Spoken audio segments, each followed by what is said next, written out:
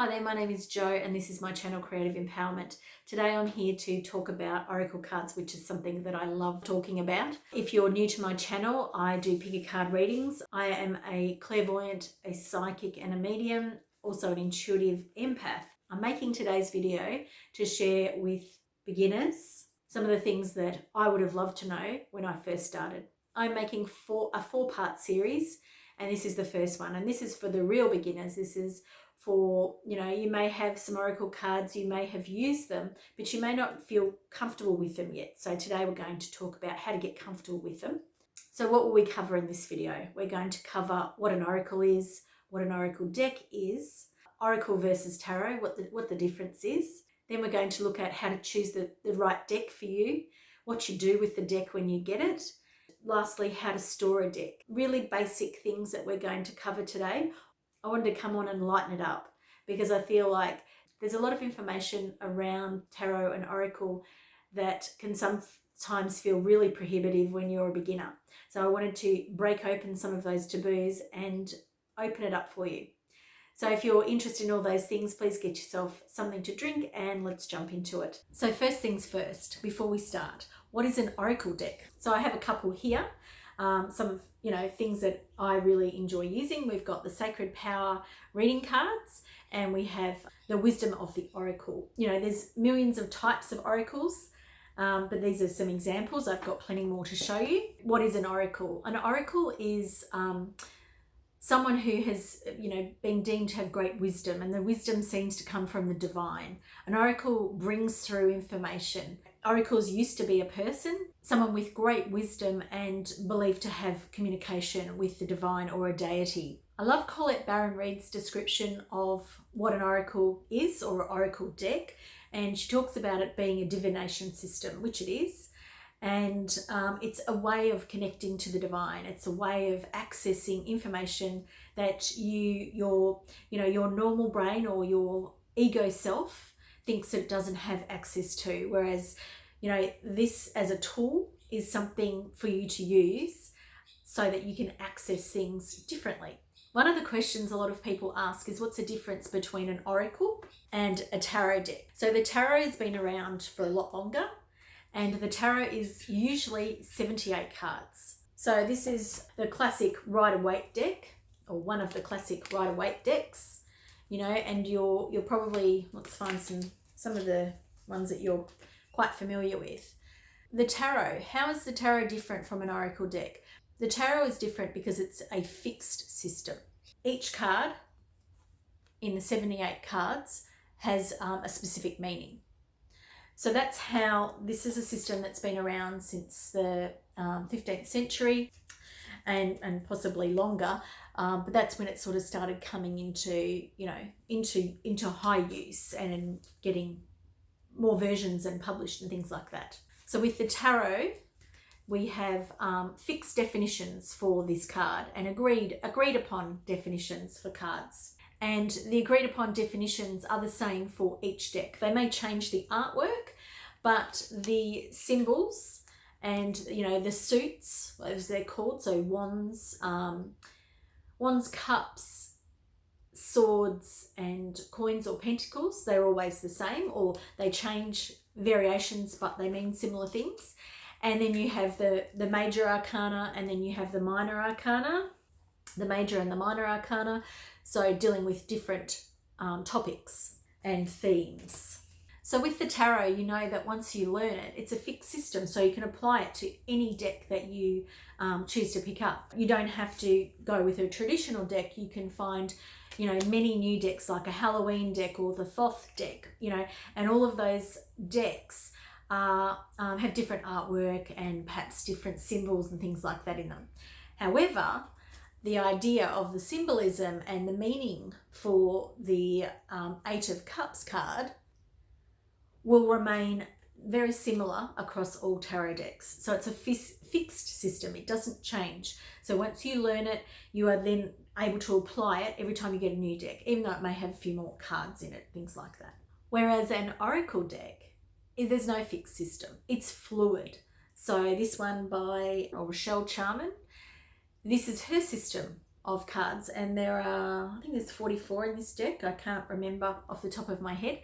There can be any number of cards. Sometimes, you know, there's a very few amount and it's a smaller deck, and then other times it's 56 or whatever the person's designing the deck chooses to make it. There's much more flexibility.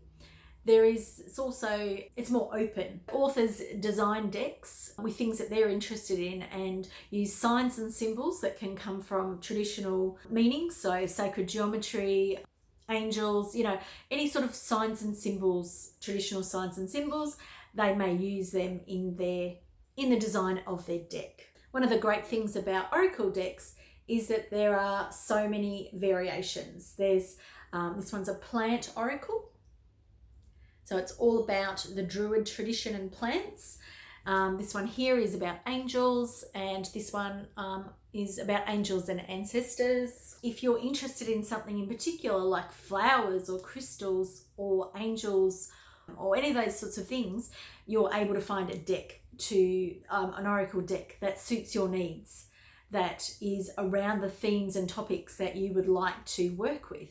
And the great thing about oracles is you don't need to know any systems. You don't need to know the knowledge and beliefs behind those systems. Perhaps you're interested in them, that's why you might choose them. But you don't need to know things to get the deck and start working with them. That's one of the things that I really enjoy about the decks, which means that you can find a deck that really speaks to you, that really communicates to you, that you have a connection with, because it's something that you chose, because it's a topic or a theme that you enjoy.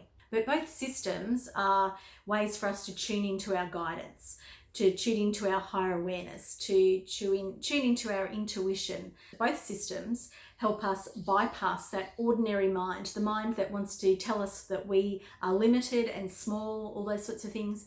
And Oracle and Tarot both allow us to tap into a different world. The world's already there. The tools don't have any special powers, but it's actually us making that connection with the divine. They're simply a tool, a conduit for us to work with. How do you go about choosing a deck for you? Well, what are you interested in? That's a great place to start. Have you seen any reviews? Have you seen any videos that you've seen and you've looked at decks to find out, you know, what you're interested in? So what you're interested in, I think this was my first deck. I can't remember now, but I'm fairly sure it was, because I was very, very fearful when I started working with oracle decks. I'd been playing around with tarot decks a lot earlier, but I was still very fearful, and I felt that I could use the angel energy of Archangel Michael, and that was a long time ago now, but I think this was my first deck because I trusted Archangel Michael. So for you, your first deck, or you know, your next deck might be about what you're interested in. So if you're interested in flowers or chakras, mermaids, dolphins, you know, whatever it is, animal spirit energy. So, you know, find your area of, you know, what you're interested in, and look it up, look it on, you know, one of the search engines. So how are you going to choose your next deck? It might be that you feel like you need something, like I was very fearful, so I wanted that Archangel Michael protection type energy in my life. Those cards are also very uplifting and very protective, so it's all about protecting your energy. So, you know, it was all about creating positive thoughts and lifting me up and building me up, and that's what I needed the deck to do. So this is a great deck for me at that time. Again, another one of my early decks working with the angels. I do love the angels and the archangels. Again, really soft energy. So, you know, what sort of energies are you looking for? What things do you want to work with? So is it a feeling, you know, do you need to be nurtured? Then there are many decks to find that you'll find that nurturing energy. Do you want to learn? Do you want to learn something new about gods and goddesses? Anything. There's so many options available to you. You need to figure out what it is you want from the deck. With the feel, it could be about self-care. So I just paused and went and got more of my decks because I found that I wanted to keep showing you more and more and more. If you're looking for self-care decks, you know, you might go for a pull a card each day type decks, and these aren't really divination systems. They're a different type of deck of wisdom cards, and they do have a name, but it's not coming on the top of my head. You know, this type here, which is the Soul's Journey, which is It's got a lot of information on it, and it's very feeling based. So you might want to find a deck like that. So we've got what are you interested in, and then we've got about what you're feeling like. What is it that you want from the deck? And then we have looks. What sort of aesthetic are you looking for? A deck that really drew me aesthetically are these. These are the Druid Plant Oracle deck. There's the front cover. The imagery for me is just amazing. Love it. And I also love the idea of learning the Celtic tradition, the plants. I love herbal medicine and plant medicine. So, it interested me, plus the looks. So that was a reason why I chose this deck. Again, this Kim Krans deck, and this is one of my favorite cards actually. This Kim Krans deck was amazing. I love this. I love the imagery. I love the aesthetic and the feel and the when you hold these cards. I love the design, the artwork, so that gives you that it draws you in. You want to work with them, you want to explore them, to play with them, to use them. You don't want to choose a deck because someone's told you, and then when you get it, you just have no connection to it. Or you think you want it and you buy it, but you don't have a connection to it. And the other thing about what it looks like is, do you want a simple image like that? Is that the type of imagery you want? Do you want to look at signs and symbols? Or are you looking for something more complicated, that can draw you in, that, there's a lot going on in the background? And this is gods and sirens. Sorry, I always call it gods and goddesses. Gods and sirens. I think I'm opening every single deck that I've got here. I don't think I am exactly, or do you want a more complicated deck? Do you want something that draws you in, that the imagery really gives you somewhere to go? But you don't always want that, but sometimes you do. Sometimes you want something a little bit mysterious. An oracle is a very visual system, so you want to make sure that it's pleasing to you, whether some decks are full of patterns. This deck is filled with mandalas, and then some words and a statement, and then the guidebook gives you more information. But that's very simple, but the imagery does draw me in. The movement of the mandalas does. There are some very graphic oracle card decks where they might be like a kaleidoscope imagery, or computer generated art, whatever it is. There's so many different versions of an oracle deck, so you can find anything you want. And even if you choose angels, there's millions of people, well, not millions of people, there's lots of people who have used that imagery and those themes. So have a look. Once you decide on the topic, let's say angels or mermaids, then go and have a look, because there's many authors who have done those topics, and you may not be drawn to the first one you see just because you want to pick mermaids. Doesn't mean you're going to like the Doreen Virtue one. You might like another author's one, so there are many choices. There's also, reviews, and now with you're able to see them mostly online. You'll be able to search for them, and then you'll find imagery, you'll find reviews on YouTube as well as other platforms.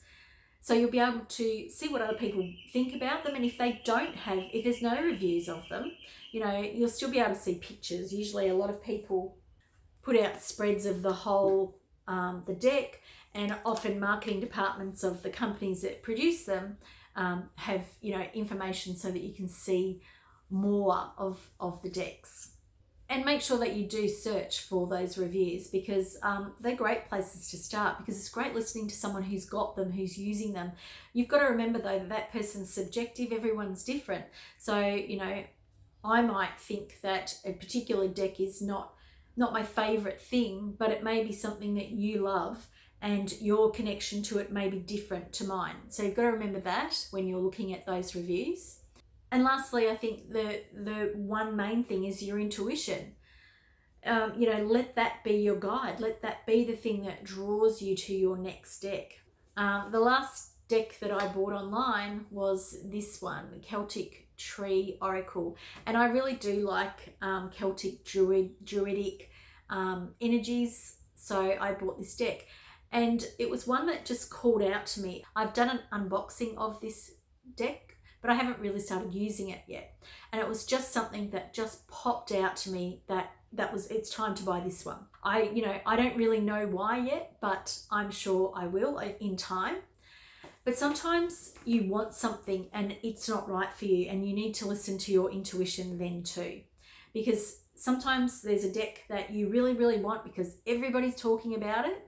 I know that I've done that in the past. I've bought this deck, which I won't name, and everybody was raving about it. There's so many reviews online, and it's, the bee's knees.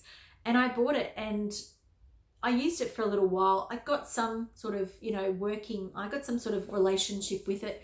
But then I just went, you know what? This deck is not everything that everybody's raving about. It's not me. And I gave it away because it's not one that I wanted to keep in my collection. It's not my energy. So you've got to listen and trust your own heart and your own intuition, because that's going to lead you in the right direction. But I know that when you're starting out, you sometimes don't trust your intuition. So perhaps, watch videos like this or watch other ones, and there'll be something that stands out to you. And when that something stands out to you, that's for you. Don't just have look at a whole heap of them and say, which one's for me? Because that's overwhelming to your senses. And if you're not trusting your intuition, then you'll second guess yourself. Watch some videos, have a look at things online, and let things come to you. Let them choose you. And then you won't be wrong, you won't be sorry, and you won't waste your money, which is an even better reason not to just follow what everyone else is doing. So this is a fairly new deck of mine. And when you get your new decks, what do you do with it? So there's lots of different things you can do. Sometimes you get a new deck and it feels ready to use straight away. How do you know? Again, you're trusting your intuition. What do I do when I get a new deck? I take it out of its boxing when I can get it out. I'll definitely knock it. I will, look at the cards, obviously, go through and have a look at the cards. I might smudge it. I don't know if I said that already, but I'll take my cards outside. I'll set up some sage, some incense, whatever it is, but you want to clear the deck. You don't always have to clear a deck. Having said that, most decks I do clear, but occasionally there's a deck that I'll get and I'll just think, oh, the energy of that is just beautiful. I don't need to do anything. I'll always still knock it as a way of clearing it. You can shuffle to clear it. Oops, I probably need to see that card. So you can shuffle and, sit in quiet meditation and set the intention that you're shuffling, and you're clearing the deck, that you're filling the deck with light, that you're clearing all the energies from the past. Everything that this deck has touched, all the energies that it's been through, you're clearing them, clearing the past. You're releasing them and you're infusing your energy into the cards. So this is really up to you, what you do. And the thing is, how do they feel? Do they feel good? Start using them. After you've been using them for a while and you think to yourself, oh, that didn't do what I wanted it to do, then maybe you want to clear them. Maybe you want to knock them. Maybe you want to set an intention that you're cleansing them. Stick them into a singing bowl, and there's any number of ways of cleansing a deck. Lots of people say it has to be done in a specific way. You find your own way and find the thing that works for you. I love using bells to cleanse. So you can see there's a bell behind me, a Tibetan bell, and I'll use that. But I always knock to make sure that I'm cleansed the energy of anyone using them. How do you know if they don't feel cleansed? They might feel heavy. You might feel heavy when you pick them up. You might feel cloudy in your head. You need to trust that if they just don't feel right, you do something about it. Don't worry about what it is, just cleanse them. So what are you clearing from the cards? The energy of anybody else who's touched them, handled them, processed them, the person that made them, the person that printed them. The list is endless. And it depends how sensitive you are to those energies, whether you'll pick up on those things. It's simply cleansing the energy of anything that's gone before. And the other thing is, perhaps you just don't want any other person's energy on them but yours. And that's really what we're aiming for here, is them to be focused and them to be filled with your energy, your intent, and your tool. So that's why we want them cleared. In the same sense, a lot of people talk about how to store them, what to do with them. So, people talk about wrapping them in silk, putting them in special boxes, all sorts of different things, which is kind of hung off from the tarot, those traditions. I keep mine in the boxes that they come in, and then I store them inside a box with all of my decks. And I usually have a big black tourmaline in the box, just to sort of cleanse any energies, residual energies that my cards are picking up from readings. But I do regularly cleanse my cards when I feel I need to. And there are times where I need to rest my cards too, because I've used them too much. So, you'll get your own way of working with them. Thanks for watching this video today. Please, if you've enjoyed it and if you stayed till the end, please give it a thumbs up. Please like, share and subscribe to my channel. The next video in this series, I'm actually going to make 4 since beginning this series. It's actually a few months ago since I filmed it. And looking back and editing the first 2, I've decided that I need 4 in the series. So this is the first one, it's an introduction. The second one is more about reading. So we'll cover shuffling the question, how important the question is, how you're accessing the divine, and getting a reading and just starting with 1 card. Then the next one will be a 3-card reading or a more expanded reading, and the last one will be about intuitive reading. Thanks for watching again. Hope to see you again soon. Bye for now.